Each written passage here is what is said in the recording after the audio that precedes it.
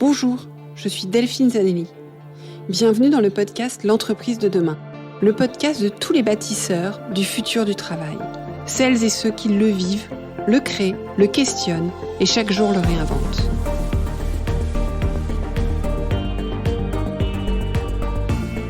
Une entreprise plus vertueuse et soucieuse de son impact social pour une société meilleure.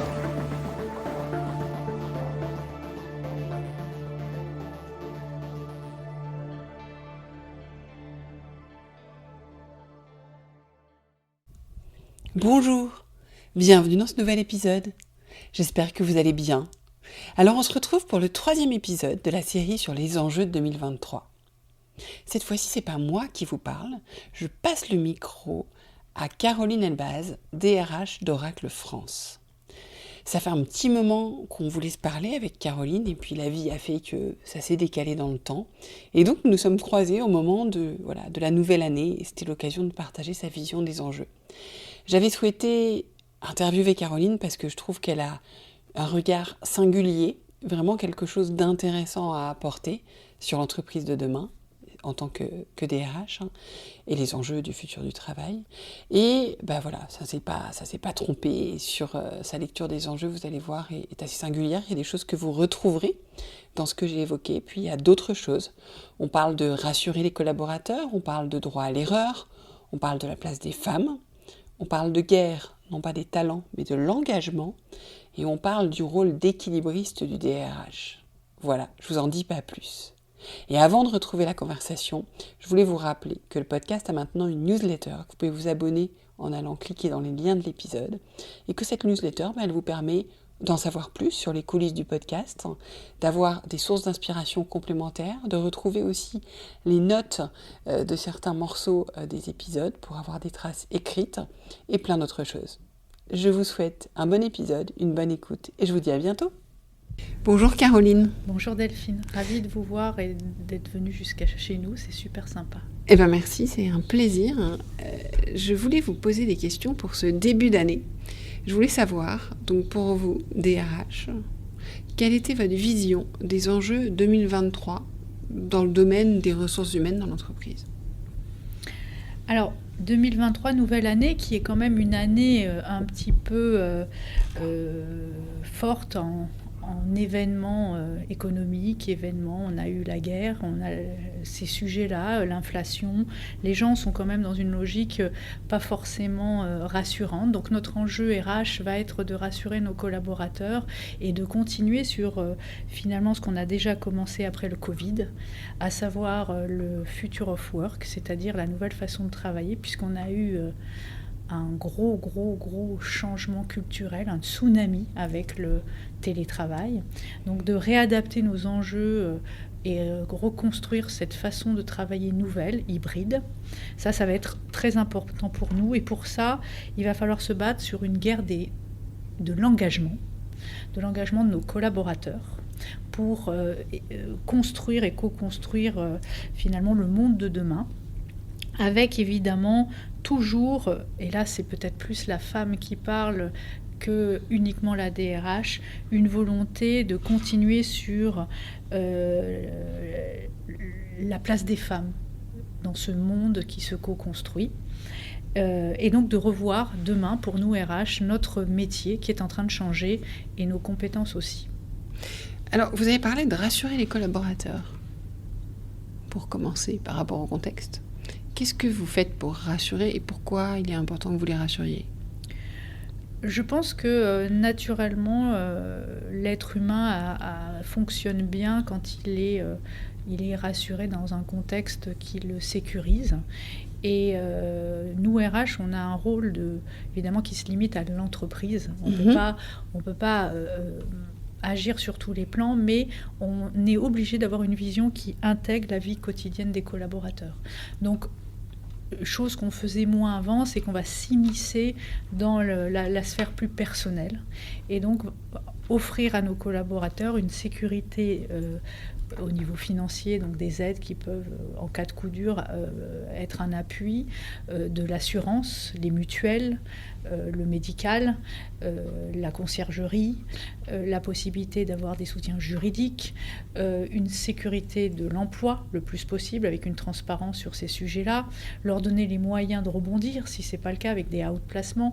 Voilà, tout ce qui va permettre aux collaborateurs d'avoir une vision, de savoir où il va et de tout mettre en œuvre au niveau des, ce que j'appelle les services qu'on propose aux collaborateurs, de l'assurance, de la mutuelle, du médical, du financier, de la parentalité, tout ce qui va les aider et les sécuriser à appréhender les enjeux de 2023. Donc là, vous parlez de la sécurité matérielle aussi, et vous me faites penser à au sujet de la sécurité psychologique. Je pense qu'aujourd'hui, le sujet de la sécurité psychologique est une priorité, dans le sens où aussi j'inclus dans la sécurité psychologique le droit à l'erreur, le droit de se tromper, le droit d'aller de lever la main, des choses comme ça. Est-ce que c'est un sujet qui vous paraît important ? Alors, ce sujet, vous l'avez dit, j'aime votre expression, le droit à l'erreur. Parce que ça a été vraiment quelque chose qui... Quand je suis revenue de mes études au Canada, j'ai été très surprise de voir à quel point en France, le droit à l'erreur était tabou. Parce que finalement, quand on se trompe, alors peut-être c'est notre scolarité où on met des notes, ou quand on n'est pas bon élève, on est exclu. Il y a peut-être un système, c'est Descartes et sa manière de on est ou on n'est pas, qui fait que culturellement on est comme ça. Mais ayant été formé au Canada sur les méthodes de management, la critique, donc le droit à l'erreur, positive comme négative, est un apprentissage. Et donc dès que j'ai pu partager ou avoir un peu d'influence dans une entreprise au niveau managérial, j'ai instauré ça. Le droit à l'erreur, le droit à la transparence, le droit à l'honnêteté. Et du jour où on applique ce mode de management, c'est-à-dire qu'on dit les choses, donc il faut accepter de ne pas être dans une bienveillance. La bienveillance, c'est dire les choses, c'est du respect aussi. Oui, mais ce n'est pas celle qu'on donne comme définition aujourd'hui. Oui, à tort. À tort, voilà. Donc moi, je suis pour une bienveillance qui consiste à dire les choses et non pas à uniquement dire ce que la personne en face va vouloir entendre. C'est un peu l'opposition peut-être que je peux avoir avec certaines formes de wokisme où, par exemple au Canada, on est arrivé à un excès où les personnes s'interdisent d'échanger avec d'autres pour pas qu'on heurte leur sensibilité. Oui. Ces limites-là, pour moi, c'est une limite que je ne franchis pas. La bienveillance consiste à dire les choses, mais à autoriser à faire des erreurs, parce que pour moi, c'est un apprentissage. Donc ce mode de management-là est important. Pour autant, on ne peut pas juste dire on dit les choses, il faut aussi mettre en place des structures. Et je pense que la santé psychologique, vous l'avez dit, c'est fondamental. Il faut que les gens, en termes de management, soient bien entourés avec un management qui soit bienveillant et honnête. Il faut que les collaborateurs entre eux aient un bon fonctionnement, une bonne collaboration. Il faut qu'ils puissent être aidés, il faut qu'ils puissent avoir le droit d'alerte, il y a toute une structure en tant que DRH qu'on doit mettre en œuvre pour assurer cette sérénité, sur les femmes est très important. Et je pense que là, sur les femmes, j'ai mis le paquet parce que c'était beaucoup plus important de mettre l'emphase sur les femmes dans la mesure où j'étais dans l'IT. L'IT, c'était plus de 80% quand je suis arrivée d'hommes, un secteur pas forcément attractif pour les femmes, à tort, et sur lequel finalement il y a un enjeu sociétal. Si on n'a pas de femmes dans l'IT, on va avoir un problème d'exclusion des femmes demain dans le marché du travail. Donc il y avait à la fois un enjeu sociétal de me battre pour qu'il y ait des femmes dans ce secteur-là, et deuxièmement, de me battre parce que je considère que l'entreprise en tant que telle, sans femmes, est beaucoup moins performante. Alors, qu'est-ce que vous faites pour ça ? Alors, ce que j'ai fait déjà, ça fait 10 ans que je suis chez Oracle. La première chose, juste pour vous donner un ordre d'idée, c'est que pour les femmes, ou comme toute action RH, il y a la théorie puis la pratique. Alors, je suis plus pour la pratique que la théorie. Le premier combat, c'était le salaire. Il faut être clair. La première inégalité, après on peut mettre toutes sortes de choses, mais si une femme qui travaille ne gagne pas la même chose qu'un homme, l'égalité, elle n'existe pas. Aujourd'hui, on a 0,4% de différence entre le salaire d'un homme et le salaire d'une femme.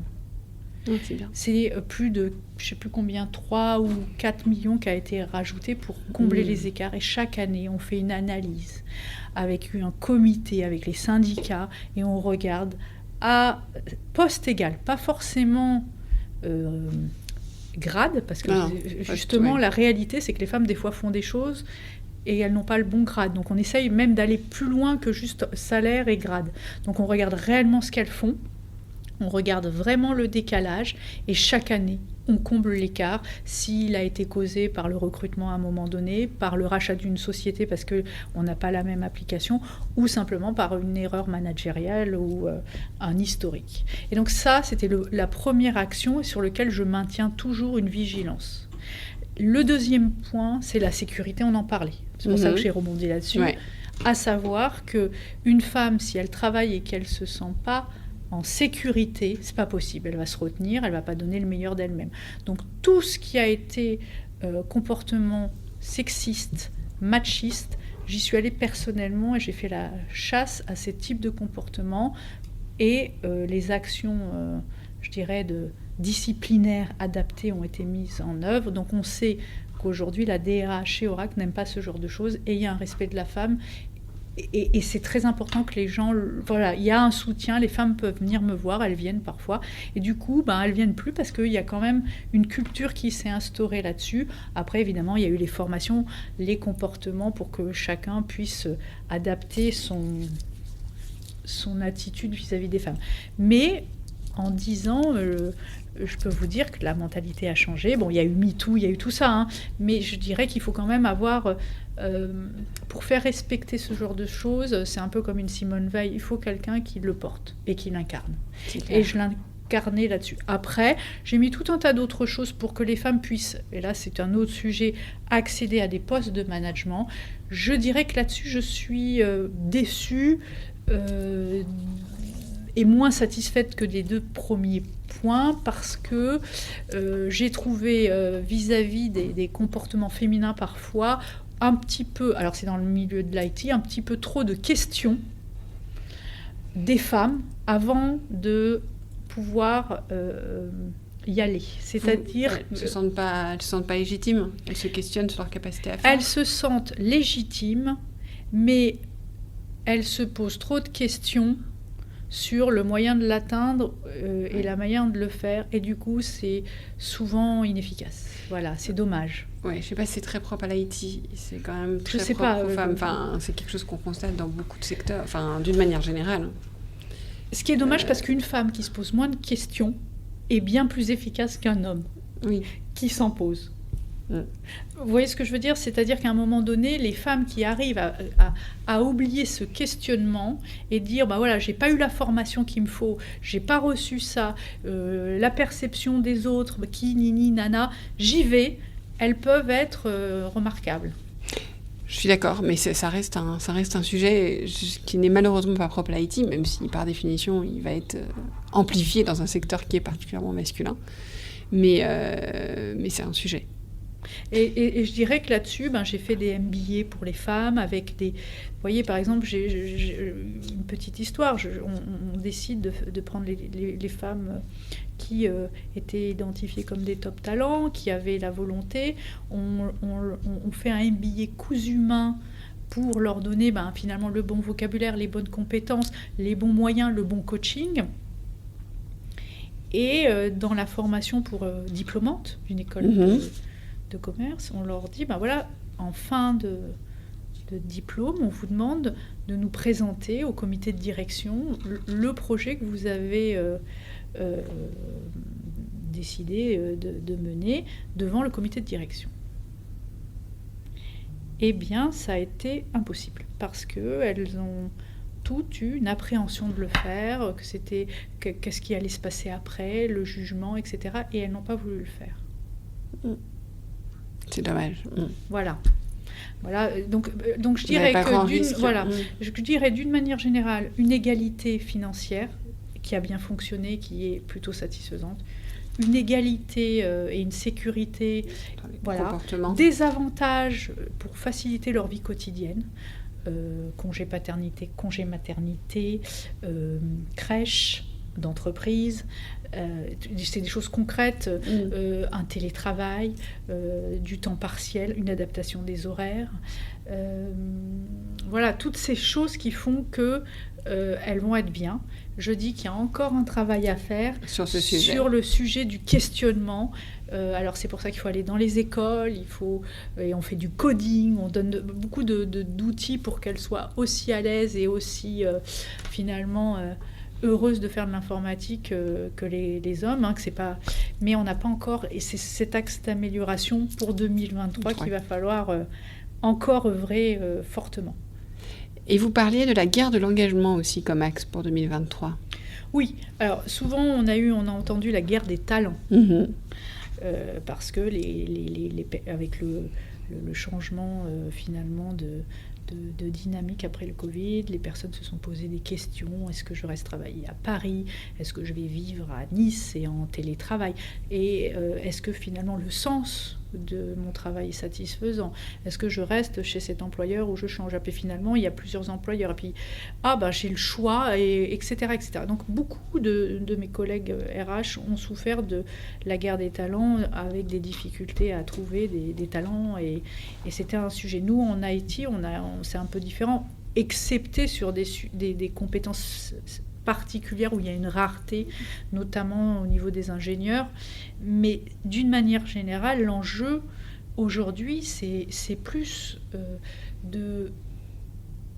non pas d'avoir des gens formés ou compétents, bien que ça fasse partie mais c'est d'avoir des gens engagés qui ont et qui donnent d'eux-mêmes et qui sont qui puissent faire les choses avec conviction, avec finalement ce qu'ils sont réellement.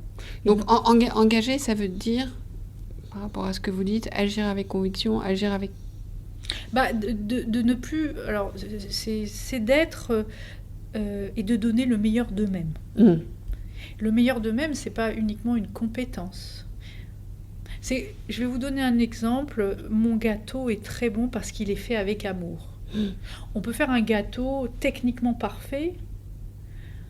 Donc, on est sur les compétences. Ça a été un sujet RH, d'avoir la bonne compétence, d'avoir le bon niveau de technicité. Alors, bien sûr, si on n'est pas technique, ça ne va pas. Mais aujourd'hui, on a des gens bien formés quand même, qui ont accès à beaucoup de choses avec l'Internet. C'est clair. Voilà, donc je dirais que la compétence ou la connaissance est beaucoup plus facile d'accès qu'elle ne le fut il y a une vingtaine d'années. Aujourd'hui, on arrive à être capable de bricoler un vélo parce qu'on regarde un tuto et puis on se débrouille, alors qu'avant c'était plus compliqué. On arrive à acquérir des connaissances en lisant. Voilà, la compétence, et si on a envie d'apprendre, on y arrive. Et puis on a souvent, en tout cas dans l'IT, des gens qui ont un bon niveau d'études, donc des compétences. Le problème n'est pas donc la technique, mais ça va être l'engagement, parce qu'on est sur de la valeur ajoutée, on est sur de la créativité, on est sur du collaboratif, on est sur du travail d'équipe. Et quand vous travaillez avec des gens qui ont envie, qui sont contents, qui donnent le meilleur d'eux-mêmes, même si c'est pas la perfection, ils donnent du plaisir, les autres ont envie, ils viennent travailler avec conviction, et quand ils vont voir leurs clients, ils ont le sourire aux lèvres, et ça le fait. Et en fait, je crois à ça. Les gens ont envie d'honnêteté, de simplicité, de choses vraies. On n'est plus dans la compétence, la technicité. Voilà, on a envie aussi d'avoir des bons moments. Et quand on reçoit un client, ou quand on reçoit un commercial, ou quand on va voir un médecin, ou quand on va dans un fromager. Pourquoi on va chez un fromager du coin ? Parce qu'il aime son métier, et peut-être que les fromages sont un peu plus chers, ou peut-être pas toujours aussi bons, parce que c'est pas un standard industriel, mais juste pour ce moment d'échange et de plaisir, on y va. Et moi, je crois beaucoup, quand je dis l'engagement, c'est ça, c'est l'enjeu de 2023 et des années qui vont venir. Alors, je partage complètement, et ça fait écho aux échanges que j'avais lors d'une conférence ce matin, justement, que je ne vais pas développer ici, mais je pense que c'est un sujet majeur. Mais du coup, comment vous faites pour vous assurer d'engager ses collaborateurs. Alors, comment on fait ? Alors, ça a été un vrai sujet de réflexion avec le Covid. Parce qu'en fait, on était dans une démarche et on était en travail quasiment... 90% des collaborateurs étaient en travail présentiel. Subitement, grand frein, on passe tous pendant 2 ans en télétravail. Donc on s'est retrouvés sans se voir. Et donc, quand vous n'avez plus de contact avec vos équipes, physiquement, je parle, plus d'échanges, que tout se fait par Zoom, et que votre DG vous dit on a un problème parce que les gens... Ils ont perdu leur repère, ils ont perdu le sens du travail. Il va falloir travailler sur la manière de créer un collectif à distance. Donc ça a été finalement les premiers pas dans ce monde un peu nouveau, c'est comment crée-t-on du collectif à distance. Donc c'est là où on a commencé à se poser des questions, où on a travaillé sur le retour au bureau, où on s'est posé la question du contrat managérial, du travail d'équipe, des modes de management, de la manière dont les gens doivent travailler quand ils reviennent sur site. Est-ce qu'on tolère qu'ils soient à distance ? Est-ce qu'on ne perd pas l'efficacité ? Donc toutes ces questions, ça a été un chemin qui a duré 1 an et demi en télétravail, puis avec un cabinet de conseil, puis avec les syndicats. Donc on a créé un collectif pour réfléchir sur cette question. Ce qu'il en sort aujourd'hui, c'est que le télétravail est efficace. Donc il ne sera pas exclu, on le garde. On est aussi conscient que du télétravail, c'est la perte du collectif et on perd la créativité et l'engagement. On s'est aperçu que les gens avaient besoin de sens et donc que le management de proximité, le management bienveillant au sens honnête était très important et surtout qu'il y avait un collectif à créer. Et c'est là où je reviens sur le rôle du DRH. En fait, avant, on était dans l'égalité. Maintenant, on est dans l'équité. Avant, on était dans le présentiel. Après, on a été dans le distanciel. Et maintenant, on est dans le présentiel et distanciel. On est sur les besoins individuels, mais on veut du collectif. Donc, en fait, le rôle du DRH, c'est un rôle d'équilibriste entre des choses complémentaires qu'il faut faire vivre ensemble. Donc, on apprend à trouver des chemins de crête pour faire de l'individu et écouter ses besoins avec tout ce que j'ai pu vous dire, la crèche, l'aménagement de son temps de travail et les facilités. Mais en même temps, il y a un collectif et dire non, écoute, vous êtes... tous là le lundi, je comprends que tu as des besoins personnels le vendredi, mais pour les besoins de l'équipe, tu viendras quand même le lundi avec tes collègues. Allez-y. Donc l'engagement, pour moi, c'est le compromis finalement entre les besoins individuels et les besoins collectifs. Et si on arrive à créer un collectif, on est finalement à donner du sens aux collaborateurs, mais en même temps, on le considère comme un individu. Et c'est cette complexité-là qu'il faut apprendre à gérer. Parce qu'on ne peut pas faire l'un ou l'autre, c'est les deux ensemble. Pour l'engagement, il faut un collectif, mais il faut qu'en tant qu'individu, on soit reconnu. Oui, pour notre propre... Et alors, qu'est-ce qui fera pour vous que l'année 2023 sera un succès ?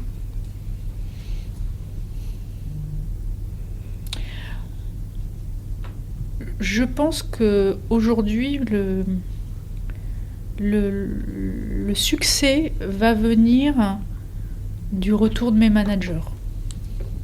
J'aurais réussi si j'arrive à avoir l'engagement de mes managers, la satisfaction de voir à quel point ils peuvent avoir plaisir à faire leur métier. Super. Merci beaucoup. Merci à vous, Delphine.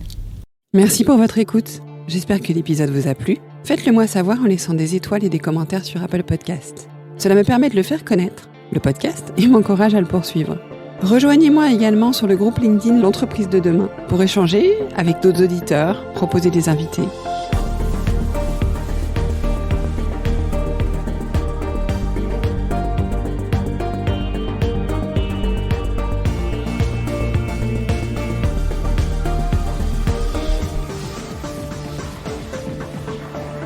Je vous donne rendez-vous jeudi prochain pour un nouvel épisode. Cette série est produite par Delphine Zanelli et Ose Masterclass. Réalisation sonore Cyril Carillon et au micro Delphine Zanelli.